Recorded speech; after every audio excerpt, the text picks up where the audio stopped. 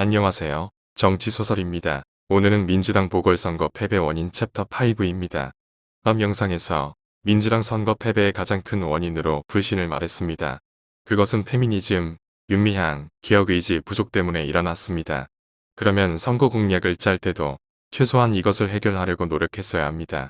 윤미향 문제야 굳이 먼저 말할 필요가 없다고 하더라도 다른 부분은 언급도 되지 않았습니다. 여러 공약 중 특히 두 가지가 문제였습니다. 그것은 부동산 공약과 여성부 시장 공약입니다. 부동산과 LH 때문에 지지율이 역전이 되었습니다. 그리고 박원순 전 시장의 성추행 사건으로 보궐선거가 실시되었습니다. 그러니까 그런 공약을 냈을 것입니다. 물론 이해는 됩니다. 하지만 전체를 보지 못했습니다. 문재인 정부의 부동산 정책에 시행착오는 있었지만 그 방향에 대해서는 많은 사람들이 동의합니다. 하지만 서울시장 선거에 들어오면서 민주당은 이전 부동산 정책에 대해 사과하고 반대의 공약을 말합니다. 이것을 본 사람들의 마음은 어땠을까요? 민주당 서울시장이면 정부와 협력해야 하는데 정부와 반대되는 공약을 냈습니다. 저렇게 되면 정부의 개혁이 제대로 이루어지지 않을 것이라고 생각할 것입니다.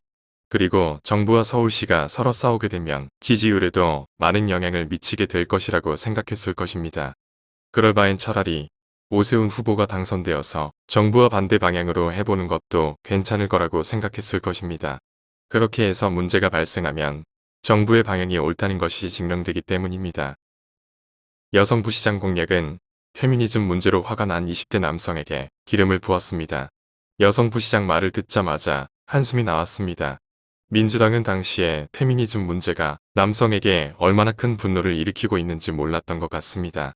그래서 성추행 사건으로 돌아선 여성을 잡기 위해 그런 공약을 냈을 것입니다.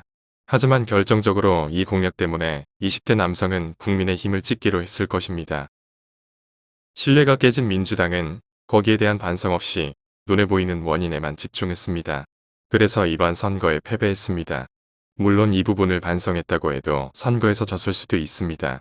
그래도 그런 노력이 있었다면 그나마 표 차이가 덜 났을 것입니다. 그리고 국민들의 마음도 돌아오는 계기가 되었을 것입니다. 그런 면에서 아쉬움이 많은 공약이었습니다. 시청해주셔서 감사합니다. 구독과 좋아요 부탁드립니다.